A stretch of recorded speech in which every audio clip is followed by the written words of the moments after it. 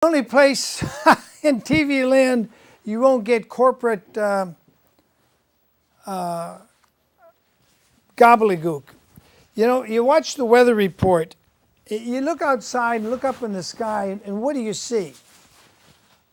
One day in the morning, just a few days ago, I think it was Easter, sky's blue over Santa Maria in Santa Barbara County. And then about 8:30 in the morning, you start to see chemtrails, and these are not contrails, condensation trails. Those condensation trails will re-evaporate within 5 to 25 seconds after they're made. Maybe a minute if the weather conditions are just really wrong. Chemtrails will stay up there and slowly spread for hours. And then later in the day, the sky's all gone. And you never hear the weather report. Oh, clear skies today and chemtrails continuing. Look up, people, and you will see. They never talk about them. Whether you're watching KCEY or the other channel or the other corporate channel, they never talk about the ongoing spraying of chemtrails. Now, if you're really young, you would think this is normal, that all planes leave these trails in the sky for hours and they spread out until they cover the entire sky. And they stay there for days, and they blow out in the ocean, and they came back in, and they go out in the ocean, and they spread. And slowly they filter down, and you find this fine aluminum particulate matter on the ground. I know because one day it was particularly bad, the conditions were right, and I was able to scrape it off over my jacuzzi cover. It was that thick, and you could see it laying on the pool surface. That's not normal. That's poisoning the air with something that doesn't belong up there, and your government will not tell you about it. And I wrote a letter to the FBI several years ago. They sent me back a standard letter. Here's your file number. It's been filed and forgotten. They're not going to investigate. They're not going to do anything about it. You got an entire population of 40 million Californians being poisoned, and the FBI isn't the slightest bit interested. No, they got this guy named Mueller up there who's determined, no matter what happens, he's determined to make sure we take Trump down before he takes down crooked judges. Oh, which, by the way, where's my notes? In Hidalgo County, Texas, this is breaking, just came over the internet to me about an hour ago, right before I came to the studio.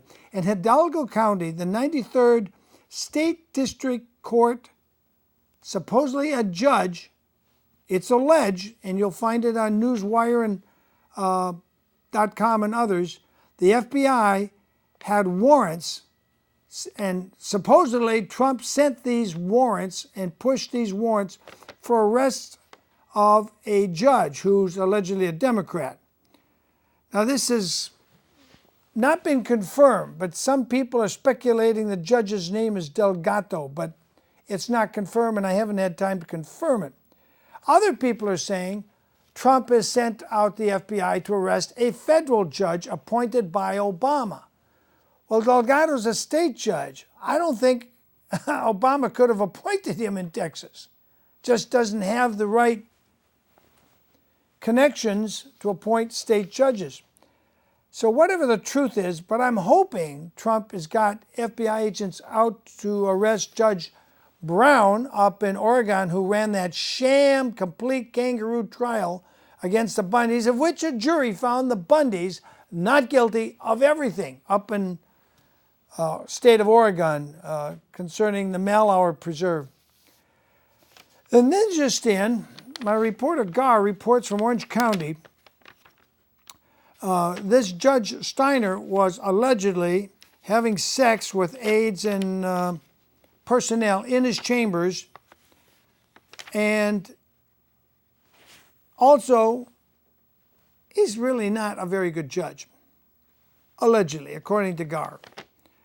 Now, a sex prosecution specialist under the crooked regime of Tony Rakalkas named Karen Schatzel is now alleged to have filed a $5 million lawsuit against the elected for last, 20, 25 years, and highly suspected of being crooked Tony Rackauckus, who was in cahoots with that Sheriff Mike Corona, who went to Club Fed, that's federal prison for I think 65, 62 months, something like that.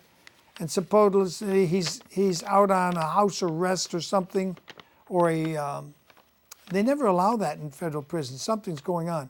But anyway, Karen Schatzel is now running for the 39th Congressional District in Orange County, and we hope to have her on to explain why she got crosshairs with the very crooked Anthony Kakalkas.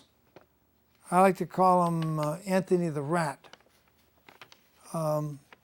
There's no way the crooked sheriff, who had, I think, originally 100 felony counts against him, but he only went to prison on the one that was upheld on appeal.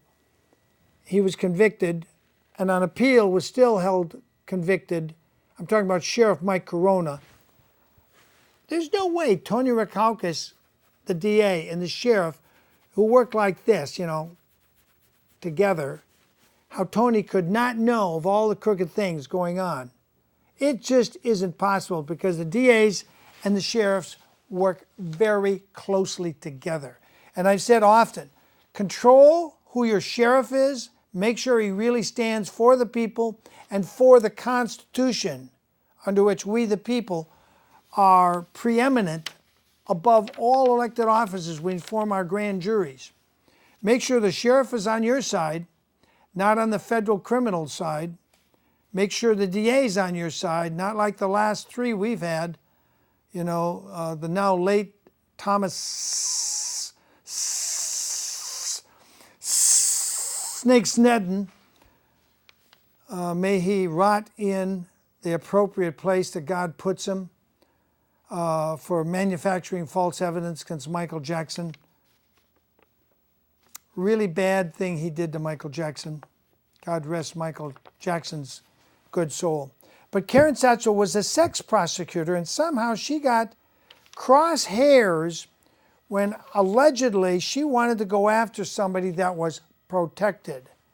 So apparently, Tony Rackauckus took a dim view of Karen Schatzel.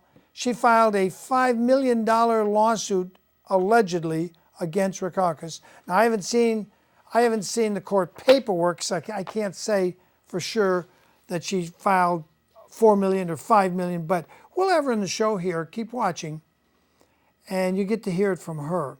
She's running for the 39th Congressional District, and anybody that gets crosshairs with somebody as crooked as Mike Corona and his partner in crime, Tony Rackauckus, I wish them well. And as to what's going down in Hidalgo County, the feds allegedly are saying they won't release the name of the arrested judge until Monday, this coming Monday, the 9th of April. Yet we know somebody in the 93rd State District Court House in Texas will be making an appearance, apparently, in McAllen, Texas, in a federal courthouse on charges, allegedly, that Trump is bringing. Donald, when are you going to send the gendarmes, the federal marshals, to arrest those criminals like Senator Harry Reid and his cohort, Neil Cornsey, who was appointed to the BLM with no experience in the BLM, just a good flunky in Senator Reid's Democratic office? And when are you going to send them with warrants to arrest the judges that allowed this terrible sham kangaroo proceedings against the honorable Nevada Cowboys, the Bundys?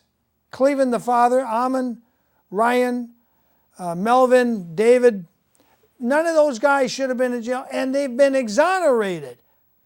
Why did Judge, I sent a letter out to Judge Navarro. I'll read you the letter. It's real short. This is my third letter to her, April 1st, 2018. This past February, I had Cliven Bundy on my TV show in Santa Maria, California, to explain to viewers on live TV his side of the case, recently concluded by you with prejudice, meaning the prosecutors can't bring it again. Since the case is now concluded, you are free to speak about it. So I'm inviting you to be a guest on my live TV show and answer questions and explain the case as it was presented to you by the prosecutors. Every story has two sides, and in this case, multiple sides.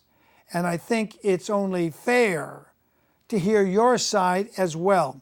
We can arrange a live TV show any Friday at 7 p.m., so it should not interfere with your ongoing other cases. Please write me at the above address or call me at 805-928, etc. to set up a specific date to do your interview on live TV. Thanks. Sincerely, William Wagner, host producer on Second Thought. Well, Judge Gloria Navarro did not answer my first letter. She didn't answer the second letter. This is the third one, just went out April 1st. We'll see if she answers this one.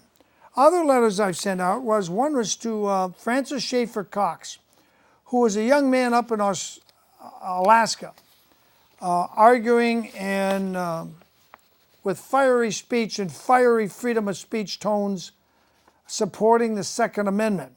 He's now been set up, convicted, and I've invited him to come be on my show. I'm hoping Donald Trump will give him a full unconditional pardon with all rights restored, which means he gets his guns back.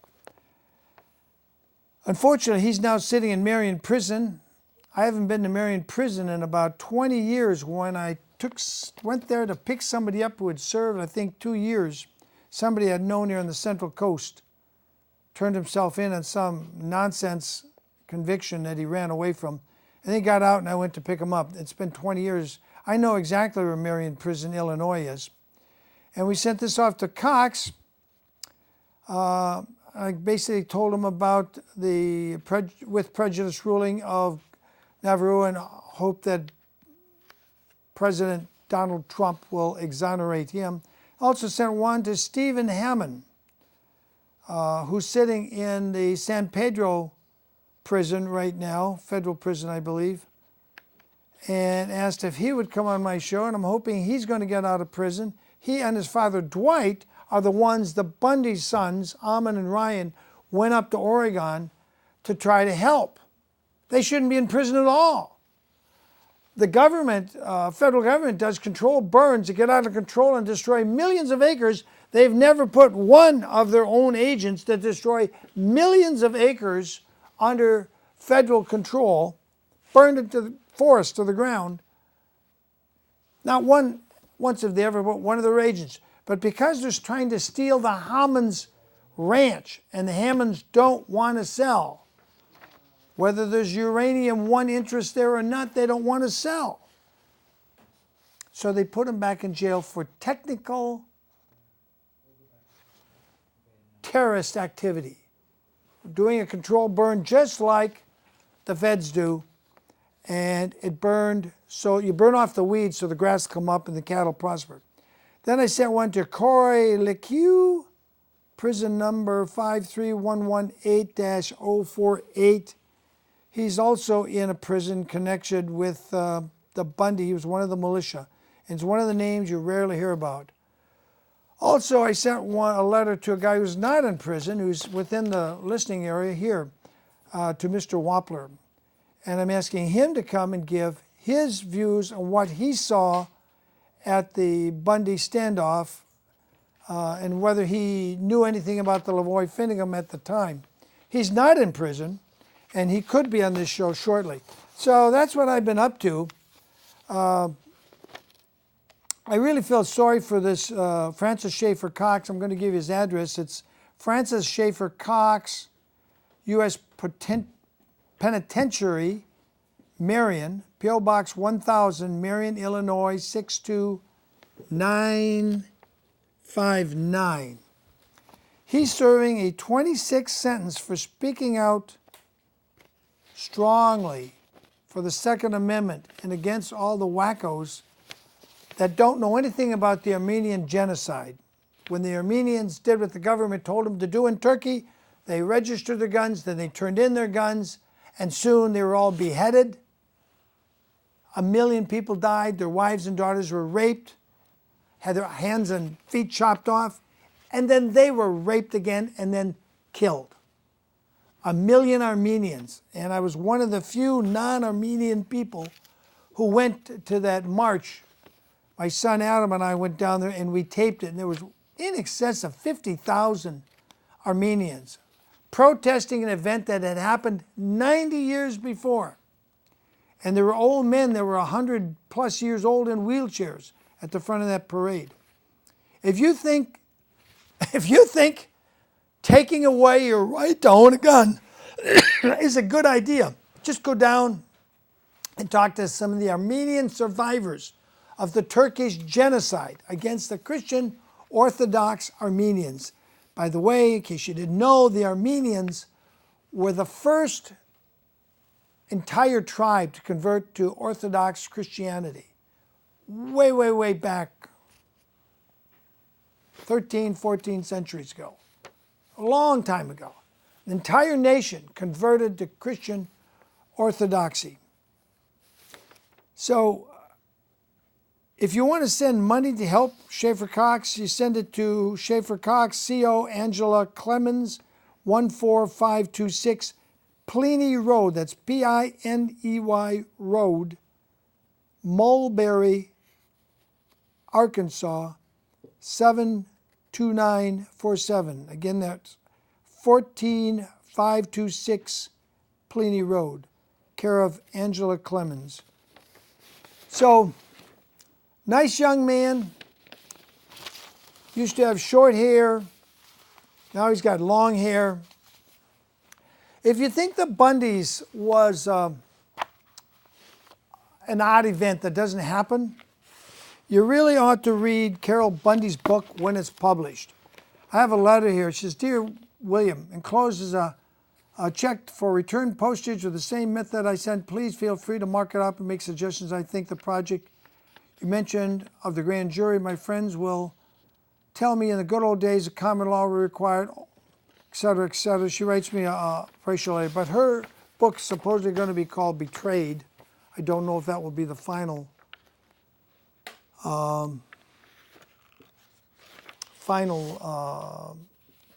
title of the book. I really can't say. But what's interesting is she's talking about how the land was wrongfully taken from people in Texas. Even now today, they're stealing people's land. In her book, she goes into a day when officials showed up. Her husband was in the hospital. Officials showed up. They said, your grass is a ½ inch too long around the U.S. Post Office mailbox. Therefore, we're writing you a citation. Because the grass was a ½ inch too tall around the mailbox. This is insanity on steroids. And it's on this, I don't know what page it'll be on the final book that's published. So I'm reading from the master transcript, which she asked me to go through and make some suggestions. But on page 30 of 156 pages, Texas grass, no, not that kind. Where's your mind? Not the kind you smoke. Zoning workers arrived at Karen's house in Texas, armed with a ruler. Oh. Karen was told the grass was too long on the lawn and it was 1/2 inch higher than zoning allowed near the base of her mailbox. She was threatened with daily fines if the grass was not immediately cut to the required length.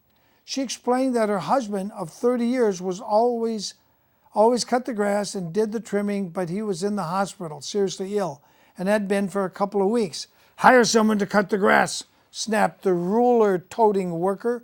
We'll be back to check on it again, and we'll fine you for every day the grass is too long. In self-defense against out-of-control zoning regulations and power-mad zoning workers and deputies in California, a number of men in one area formed a watch group. This came about after a 72-year-old wheelchair-bound woman was wheeled into her yard and held at gunpoint for hours by deputies, while zoning workers swarmed over her land and the inside of her house and barn to see if there were any zoning violations for which she could be cited and made to pay fines. There were over 100 such cases in one community. Each watch group member had a spy pen, an ingenious device that costs about $50 and looks like a pen but records both audio and video footage for up to 2 hours. The resulting footage may be downloaded onto a computer disk. The group was set up so that whenever there was a raid, a man whose property was being searched had to call only one member. That member called 3 members, and those members called, etc., etc.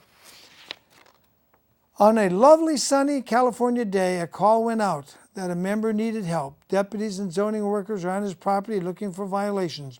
When the observers arrived, they watched what was happening. A mother and her 3-year-old daughter had been forced outside onto the front lawn of their private property while zoning workers rushed inside the house looking for violations. After a half hour, a little girl tugged on her mother's slacks. "Mommy, I have to pee," she wailed in her squeaky little voice. One of the deputies told the mother the little girl would have to pee on the front lawn in front of all the workers, deputies, and witnesses. A male observer with kids of his own could not believe what he was hearing. "Why can't you use the toilet inside the house?" he demanded. "We haven't cleared the bathroom yet," the deputy answered, "so she'll have to pee out here on the grass." The horrified witness asked, "How big is the bathroom that you can't clear it? Or do you think a 3-year-old is going to come out firing with a Tommy gun?" The deputy yelled, "I said she'll have to pee on the lawn, and that's the end of it," unquote. So many witnesses that day were incensed by the deputy's decision that letters were written and a court case was convened. The court, under oath, the deputy swore that he never insisted the little girl pee on the front lawn. Gee, what a surprise. To call only one member, Anyway, you can imagine. This is what the book is like. Anyway, 156 pages by Carol Murphy. It's called Betrayed. Has a squawking eagle, I think it's a bald eagle on the front. And we'll be looking for her book coming out. I made a few comments and changes. I don't know. She's recently realized that a publisher will edit the book to make it more marketable. So with that, I want to remind you, income taxes are coming due here real soon. And if you haven't filed, you may want to consider Irwin Schiff, who didn't file for decades. And he put out a book called The Federal Mafia, which explained exactly why there is no penalty for not filing, according to the IRS own hand manual. I was one of the only journalists that actually went to him in Las Vegas, Nevada, in 2003 and again in 2002, I think 2003 and 2005, before they put him on trial, found him guilty by denying his own character witnesses, not allowing his witnesses to testify, by one of those corrupt federal judges, which I'm hoping Donald Trump will also send the marshals to arrest. And Irwin Schiff died in his 70s or 80s, an old man in a federal prison. I'm not sure if it was Marion prison in Illinois or one in Indiana. But he died deaf, blind, and chained to an infirmary bed in the prison. Like what? Obama couldn't give him a compassionate release? What's wrong with that fake President Obama, who was born in Kenya, raised in Indonesia, and never was a legal U.S. citizen? So he never should have been president. But I could have forgiven all that if he would have just given a compassionate release as soon as he took office and set Irwin Schiff free. The nicest Jewish guy I ever met who stood up for your constitutional rights. And every once in a while I hear these patriot types, say, oh, Jews are destroying America. Not this Jew. This was a real Jew who had compassion for humanity. The people that call Jews bad people are talking about the bank gangsters, which are mostly former Nazis who assumed a Jewish name, came over to America or some South American country under Operation Paperclip, changed their name, got a new identity, and all the bad stuff they did in Nazi Germany was forgotten. Then their sons grew up and got promoted, took over the corporate media. You only have to look at reporters and who they're married to, and you begin to see the connections. But I'm not going to go into that. I want you to hear from Irwin Schiff, and we have a little clip here. Run it, Reggie. Irwin Schiff, who has been in jail so many times for not paying his income taxes.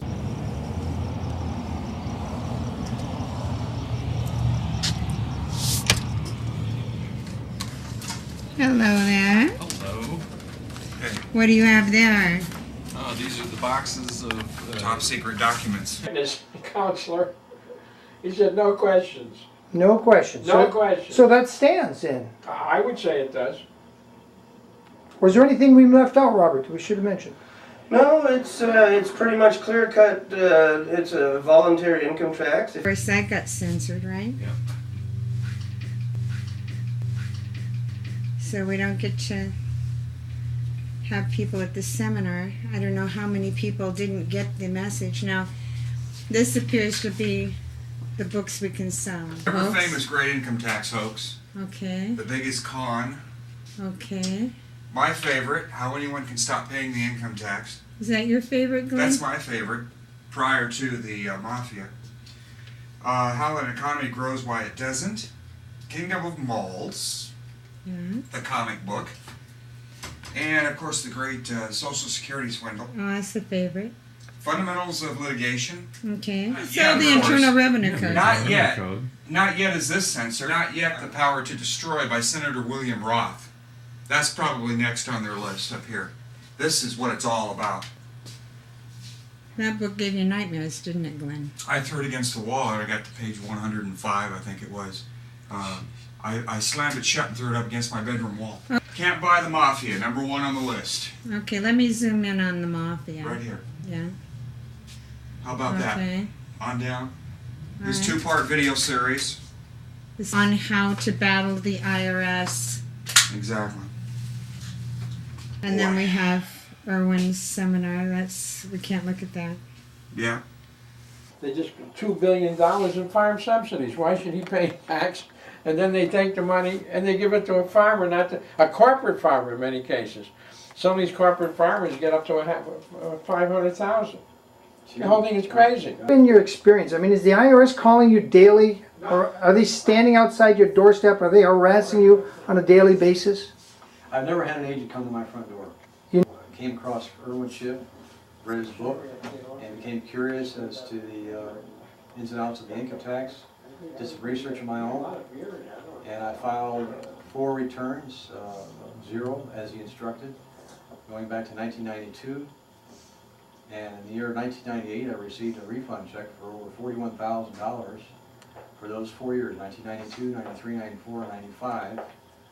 And that was a result of following Irwin's material. The zero income return did in fact result in this check, and it was delivered to me in 1998. And it was a result of the education that I got from Irwin and research that I checked further by my own interest in that subject. So his material does work.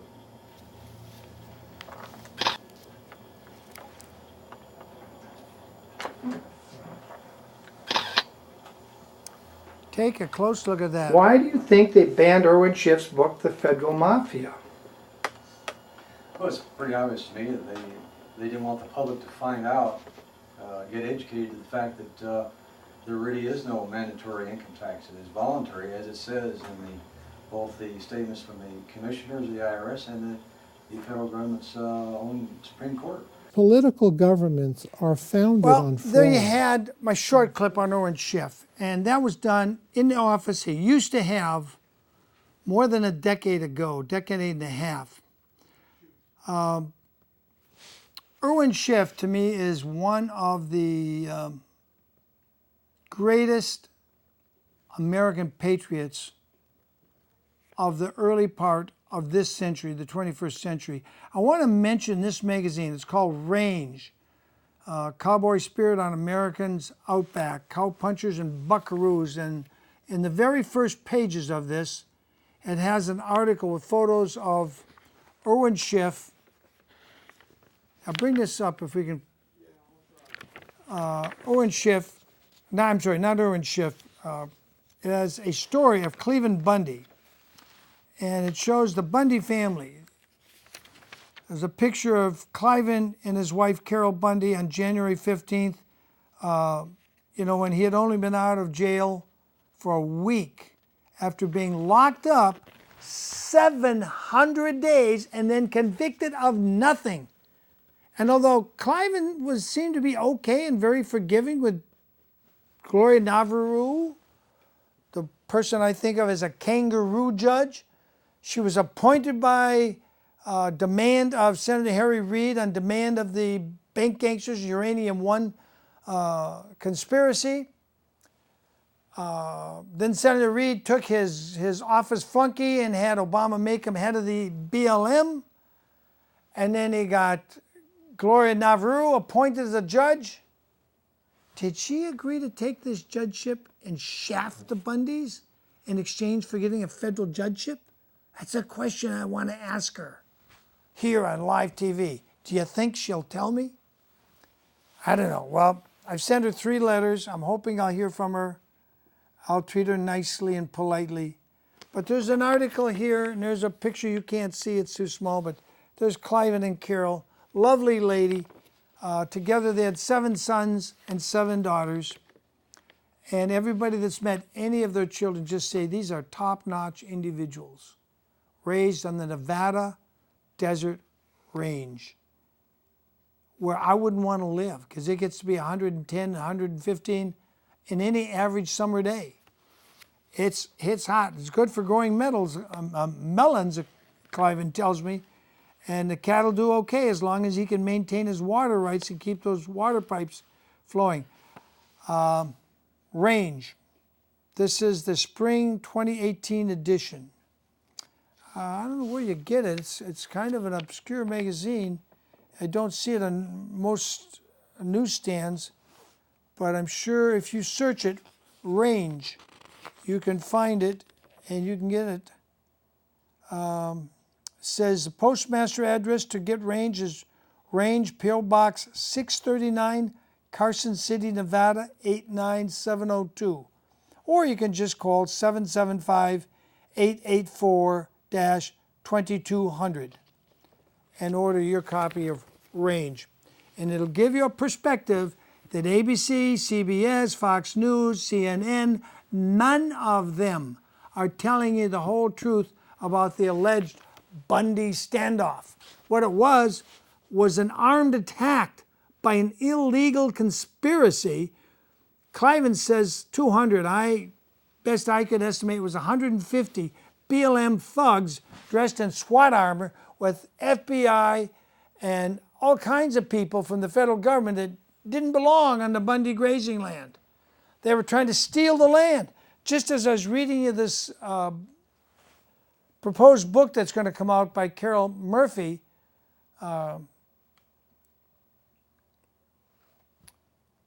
where she's giving examples of bureaucrats in California, Texas, all over, just stealing people's property, finding them until they can't stay on their own land, so they can steal property. I'm sure the founding fathers are trying to claw their way out of their graves, to smack our bureaucrats in Washington, D.C. and other places upside the head. So with that, there's another interview, a little bit longer length I would like to have you look. But if you want to send money to Schaefer Cox, the place to send it is Schaefer Cox, CO, that's care of Angela Clemens. Okay, Angela Clemens. P.O. Box, I'm sorry, not a P.O. Box. Address is 14526 Pliny Road, Mulberry, Arkansas, 72947. And give this young man a little hope. Speaking up in favor of the Second Amendment should not land you in prison. Of course, unless the FBI is trying to set you up. And that's why you got to be real careful when people come to you and try to agitate you to get you to say something a little violent. Although we have lots of reasons. And my theory is the bank gangsters run our government. Call them the Illuminati, call them deep state. I just call them the Federal Reserve bank gangsters. They run the International Monetary Fund, they run the World Bank, and it's all to keep us at wars, destroy America, and they're trying to get the Democrats versus the Republicans, the liberals versus the conservatives, the cowboys versus the city folks, get us to all be at odds with each other. They want to create a new American revolt. Then they'll bring in the Army, the Air Force, put down the revolt, declare martial law, and that'll be the end of America. And China will end up sending their troops as part of a UN contingency. Remember, China holds one of the security seats at the UN. They'll come into America, and you better learn Chinese when that happens, because things will be real different.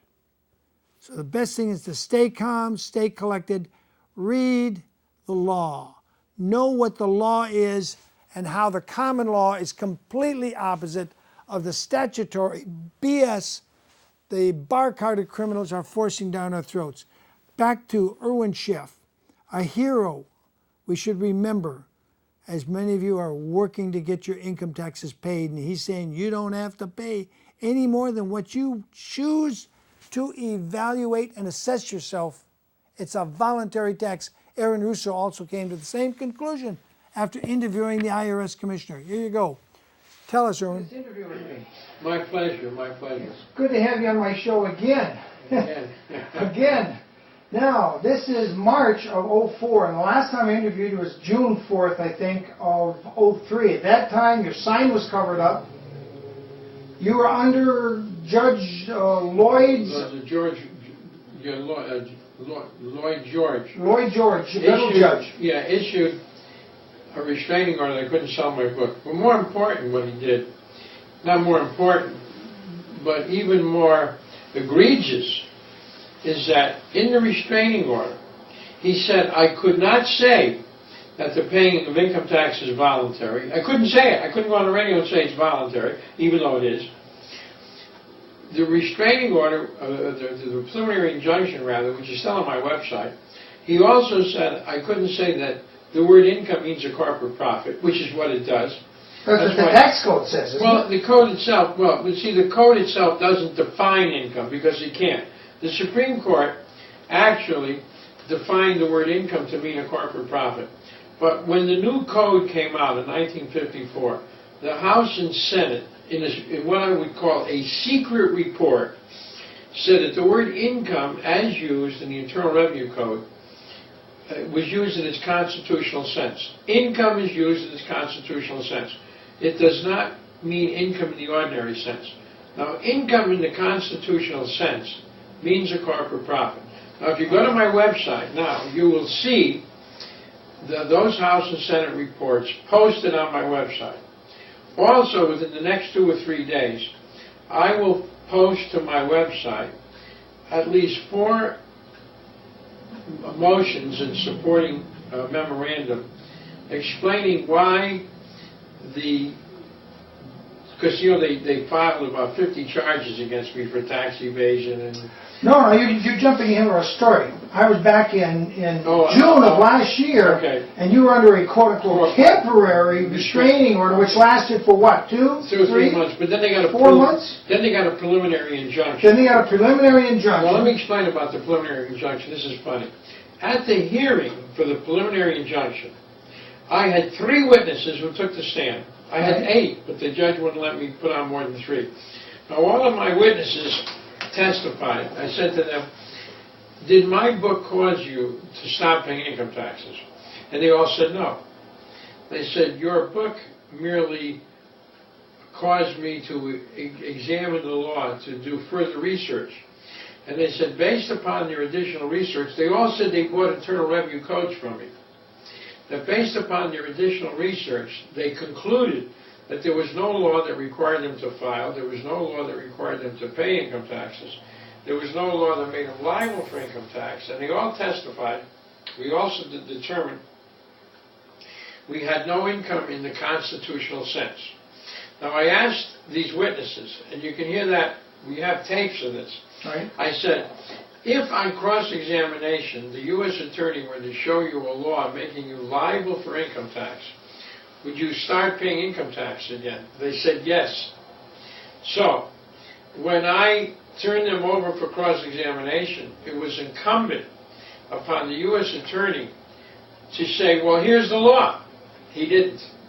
So, the U.S. Attorney did not even cross-examine my witnesses.